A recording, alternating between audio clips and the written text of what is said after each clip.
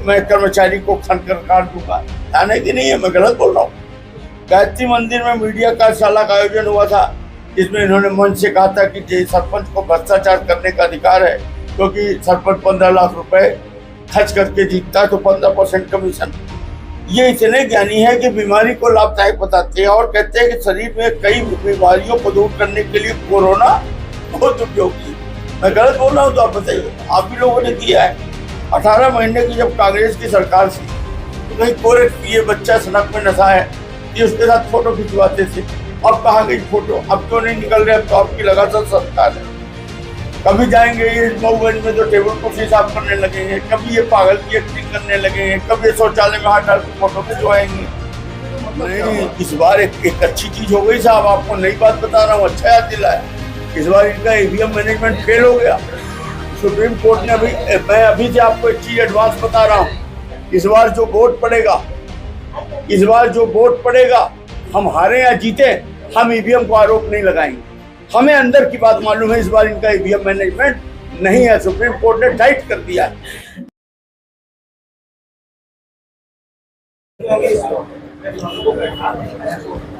देखिए क्या है, अगर ये प्रत्याशी बदल देते तो ये पक्का कहते कि हमारे सांसद ने जो हम लोगों के पास पूरा मटेरियल है, कह देते वो बहुत खराब आदमी थे, उन्होंने सही में घोटाला किया, बहुत लूट लिया जनता को, कमीशन खा लिया, ये कर दिया कह के पूरा उन पर डाल के अब कह देते ये हमारा फ्रेश कैंडिडेट है, बस अब आपका भाग्य उदय हो रहा है। तब हो सकता है कि जनता जनार्दन को एक बार और बरकरार ले। पर जो अहंकार है, इनको लगता है जैसे रीवा में भारतीय जनता पार्टी माननीय शुक्ला जी की, मंत्री महोदय की प्राइवेट लिमिटेड कंपनी, उनको लगता है रीवा की जनता भेड़ बकरी, हम जिसको भी कर देंगे टिकट दे देंगे, जनता उसको वोट दे दी। इन्होंने 3 गारंटी ली थी, एक महापौर की गारंटी ली थी, उसमें जनता ने इन्हें सबक सिखा दिया था, अपनी गारंटी में टिकट लाए थे। एक इन्होंने सवरिया में भी टिकट ली थी अपनी गारंटी, उसमें भी अभी समझिए जनता ने सबक सिखाया। अभी ये फिर से वही अपने जेबी व्यक्ति को, अपने रबर स्टैंप को टिकट गारंटी देकर दिला लाए हैं। इस बार ये चूक गए, इस बार ये घेरे में फंस गए, क्योंकि नया आदमी होता तब तो ये बचाव कर ले जाते, हमारे पास कुछ कहने को नहीं था। और माननीय सांसद जी जब चुनाव लड़े थे पहली बार, तो इन्होंने कहा था कि हमारे घर में टठिया नहीं है, हमारे साइकिल नहीं है, हमारी दीदी कहती है पता नहीं क्या छूची तुमका को न पूछी, तुम्हारे कुछ नहीं है, इस टाइप के डायलॉग पर जो रीवा के लोगों ने गरीब मान के वोट। अब जब इनका 1 वर्ष पूरा हुआ, इन्होंने मीडिया के सामने प्रेस कॉन्फ्रेंस करके बताया कि हम हर वर्ष अपने 1 वर्ष का प्रतिवर्ष का लेखा जोखा दें। 18 महीने के दौरान जब कांग्रेस की सरकार बनी थी, तभी ये कमिश्नर ऑफिस में घेराव किए थे बिजली की समस्या को लेकर, जिसमें शिवराज जी भी आए थे। इन्होंने कहा था कि जब कोई लाइनमैन बिजली काटने आए तो कुल्हाड़ी से उसका टैप काट लेना, जैसे कि ये विवादित बयान के लिए प्रचलित है। अब तो गाँव लाइटें कट रही, बिजली नहीं आ रही, किसान परेशान है।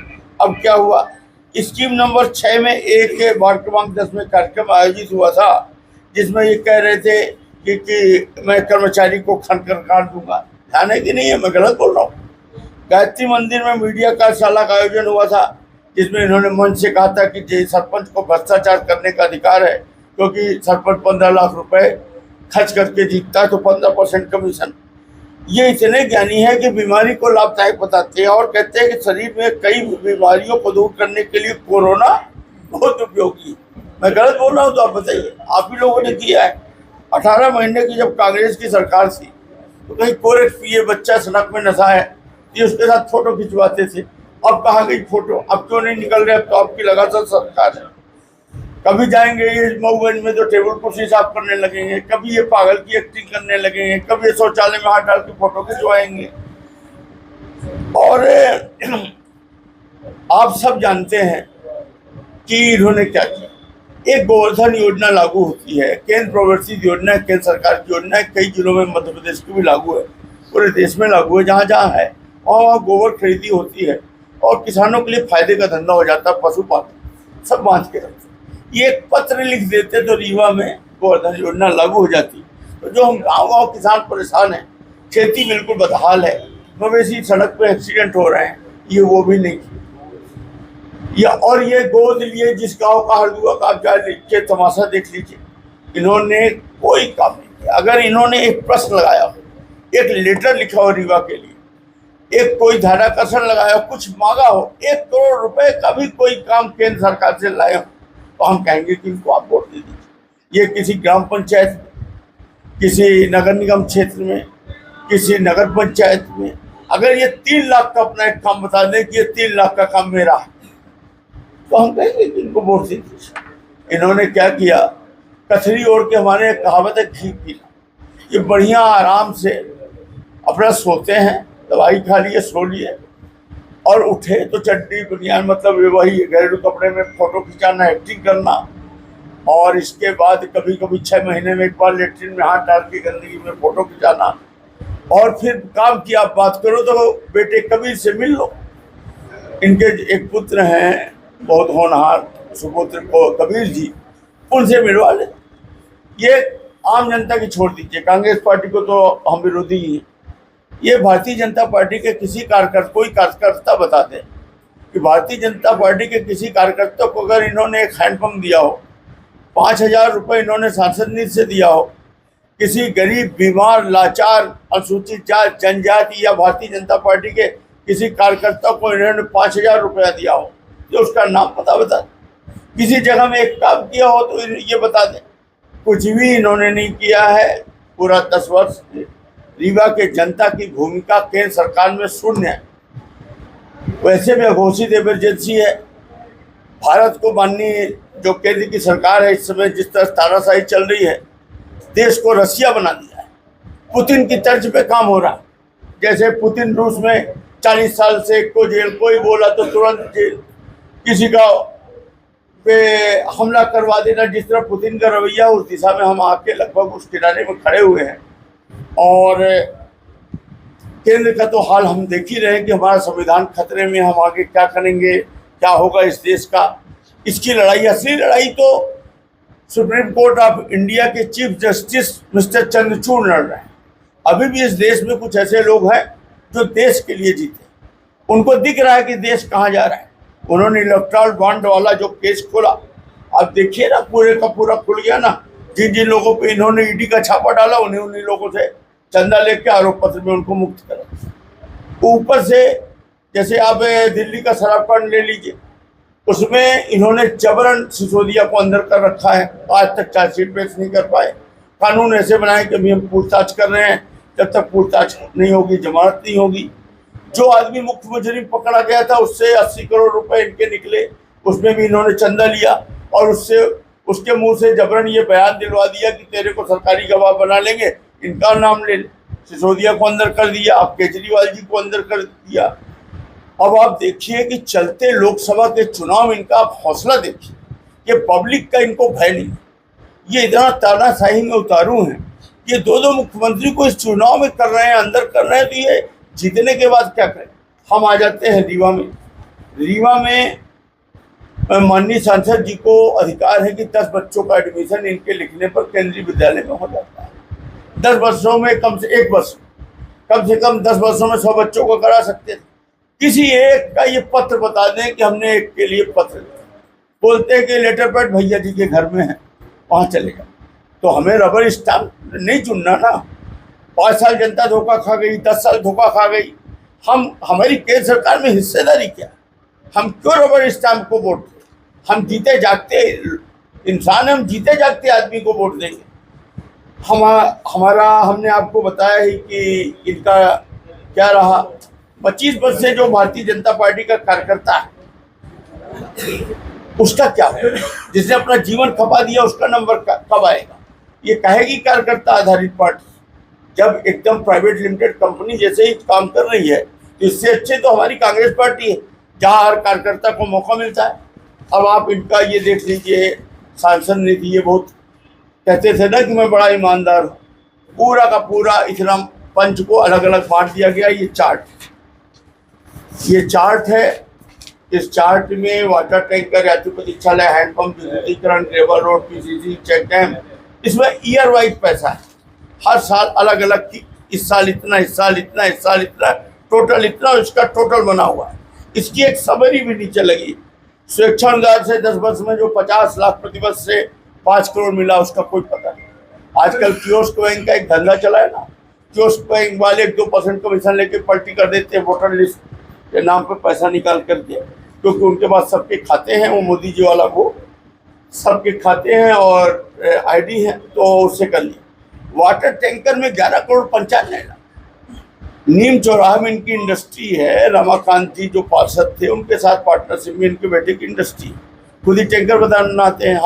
हम खुद ही इनके इंडस्ट्री से 40,000 का टैंकर खरीदे। उसकी शासकीय कीमत है 1,55,000 या 1,65,000। इनको 1 लाख रुपए मिलता है, उसमें कमीशन। तो ये 11 करोड़ रुपए सीधे सीधे दे देना, उसी में विधायक दिए जा रहा, 2 बार से आप सांसद, उसी में आप दिए जा रहे। ये यहाँ पर एक चलन टाइप बन गया। इन्होंने लंबा पैसा उसमें 50% में मैंने खेती की, आधा पैसा उसमें इनको मिला। यात्री प्रतीक्षालय में 5 करोड़ 26 लाख। ये जो यात्री प्रतीक्षालय आप पाइप पे देखते हैं, सगरा वगैरह कहीं जाए, इसकी कीमत 3,85,000 है। एलिवेट में जो विधायक निष्ठ जाती है 50,000 में बनता था। हम लोग सड़क के ठेकों में जो हमारे कॉन्ट्रेक्टर होते हैं उनको 45,000 में ऐसे दे देते हैं कि तुम्हारा लोहा, तुम्हारा पेंट सब कुछ लगा के। इसमें 3,85,000, इसमें इनको 1.5 से 2 लाख रुपए मिलता है। फिर ग्रेवल रोड में जितना जिला पंचायत से सुदूर सड़क की योजनाएं बनी है, सब में इन्होंने पैसा निकाल लिया। सरपंच महोदयों के माध्यम से 50% में 2 करोड़ 70 लाख इसमें निकाल लिए। पीसीसी रोड जो एनआरजीए से बनी है उसमें निकाल लिया 1 करोड़ 73 लाख। चेक डैम में वाटर शेड योजना से मैं जिला पंचायत का अध्यक्ष रहा 7.5 साल, मेरे पास पूरे रिकॉर्ड हैं। वाटर शेड योजना से जितने भी मैंने पानी रोकने के मेड़ बंधान बने हैं, उसमें चेक डैम के नाम पे उन्हीं कामों में 2 करोड़ 84 लाख। प्राइवेट स्कूलों में आप कई बार देखते होंगे कि गांवों में आप कहते होंगे कि इनके तो कुछ नहीं था, ये कहाँ से 10 लाख की बिल्डिंग बनवा रहे। वो तो एक लगाओ दो पाओ, मेरे 5 लाख नगद लेके गए और 10 लाख सांसद जी से ले आए। 50% ये प्राइवेट स्कूलों में दिए 2 करोड़ 67 लाख। एक शासकीय बिल्डिंग को अतिरिक्त कक्ष नहीं दिया, एक शासकीय बिल्डिंग को इन्होंने 5 लाख नहीं दिया। व्यायाम हेतु 2 करोड़ 67 लाख। जबरन का ये जो सोलर लाइट, इसी तरह शांति धाम एक नया धंधा। सभी विधायक, जब से भारतीय जनता पार्टी की सरकार है तो पूरे विधायक चूरन चटनी का धंधा बनाए हैं। टैंकर यात्री प्रतीक्षालय अभी शांति धाम पे नहीं था। शांति धाम आप सब जानते हैं रोजगार गारंटी योजना से बनता है, तो कोई क्यों उस पर देगा पैसा, जब रोजगार गारंटी योजना में आदमी काम ढूंढ के शांति धाम का करता है। मैंने एनआरजी में उसमें इन्होंने दे रखा है 2 करोड़ 27 लाख। पलटी मतलब बना है रोजगार गारंटी, उससे पैसा निकाले। Precast cement bench 1 crore 81 lakh. बिजली के नाम पर किसी एक किसान को एक खंभा नहीं दिया, और शहर के लोकल ठेकेदारों से जो रजिस्टर्ड है उनसे पलटी कर लिया 2 करोड़ 75 लाख। अब इनका आप असली काम देखिए। हम लोग एमएलए हैं ना, हमारे पास दिन में रोज 1-2 आदमी आते हैं, हमें ट्राईसाइकिल दिलवा दीजिए, हमें कान की मशीन दिलवा दीजिए, हम विकलांग हैं। भाई हम काहे के लिए निर्वाचित हुए? अगर हम ये नहीं करेंगे तो स्वेच्छानुदान हमें 50 लाख क्यों मिलता है? इनको 50 लाख के हिसाब से मिला। इन्होंने कुल दिव्यांगों को 10 वर्ष में मात्र 1 वर्ष में 98,000 रुपये, मात्र 98,000।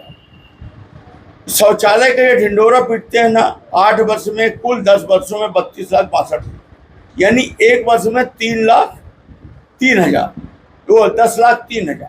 इसको अगर आप भाग दे दीजिए 8 विधानसभा में तो मात्र 40,000 रुपये मात्र। फोटो खिंचा के एक्टिंग करना और मात्र 40,000 शौचालय।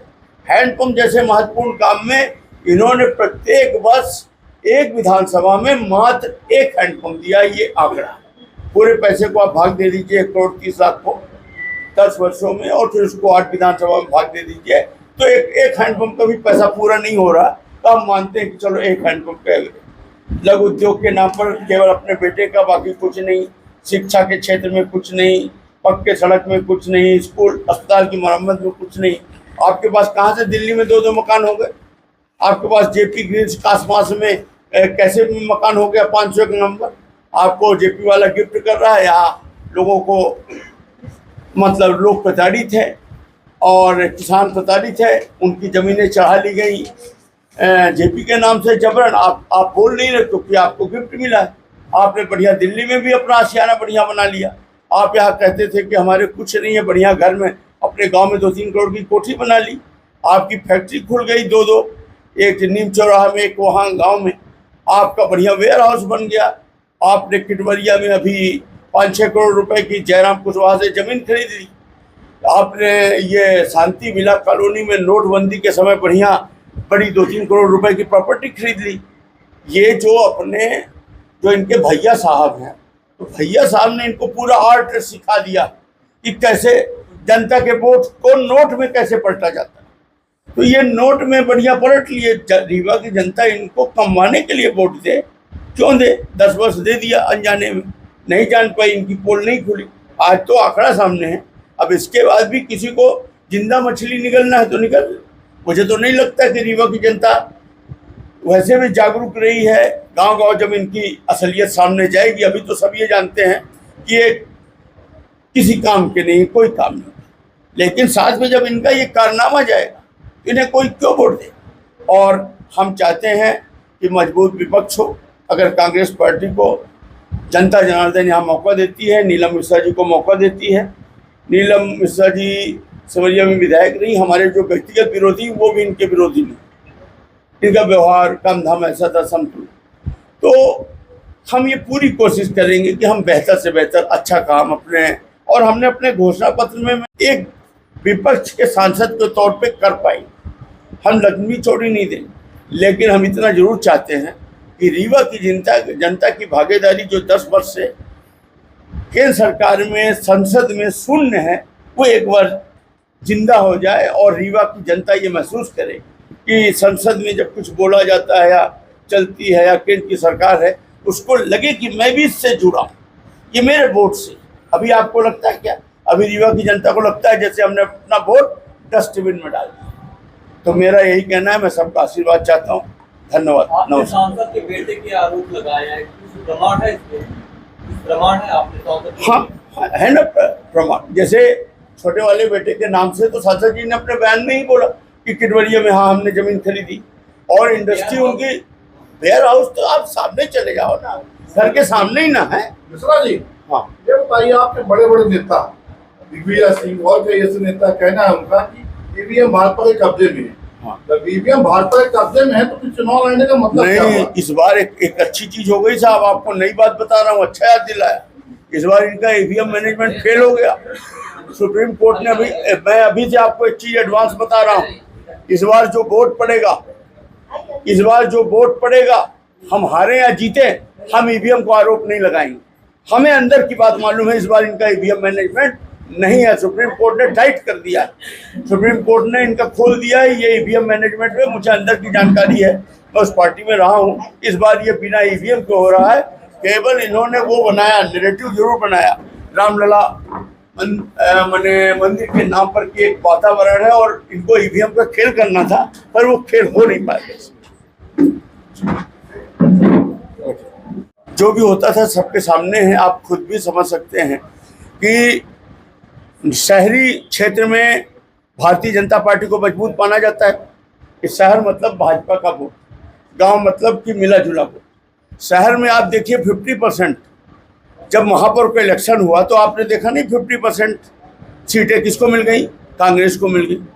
तो 50% में 2 सीटों को हम जोड़ रहे हैं, क्योंकि हम मात्र उसमें 200 वोट से आए। तो जब इधर ये स्थिति है और रिजल्ट खुलता है तो 62 सीट। आप खुद भी समझदार हैं, इतना तो आप समझ सकते है कि आपको असली मुकाबला राजेंद्र शुक्ला से माना जा रहा है, क्योंकि हाँ, चलिए आप ये तो मानते हैं, इसके लिए धन्यवाद। सब लोग ताली बजाइए। राजेंद्र शुक्ला को उनका क्या माना जाता है? Rubber stamp. धन्यवाद। आप पत्रकार लोग अगर इतना भी मान लें और ये बात आप खुद कहें, तो फिर इतना तो कम से कम जनता के लिए तो आपका ये एक इस देश में आप चौथे स्तंभ में आपका योगदान माना जाए। जी आगे बताइए। तो कहते हैं कि अगर हम सांसद नहीं रहेंगे तो ये हैसियत नहीं है कि 4 व्हीलर वाहन भी चल सकते। वो सांसद है कि जिस दिन से सांसद में नहीं होगा, वो कथरी ओढ़ के घी पी रहे हैं। उनको लगता है कि रीवा की जनता पागल है। पहली बार एक नया आदमी हो, पहली बार जब वो लड़े तो मान लिया कि अपन लोग पागल थे भाई, नहीं समझ पाए, और वो अब वो कुई कर रहे हैं मंच में, कुई कुछ दिनों में हुआ करेंगे, तो इससे थोड़ी कुछ चीज बदल जाएगी भाई। रीवा है कितना बड़ा, सामने पूरी प्रॉपर्टी, ठीक है सब।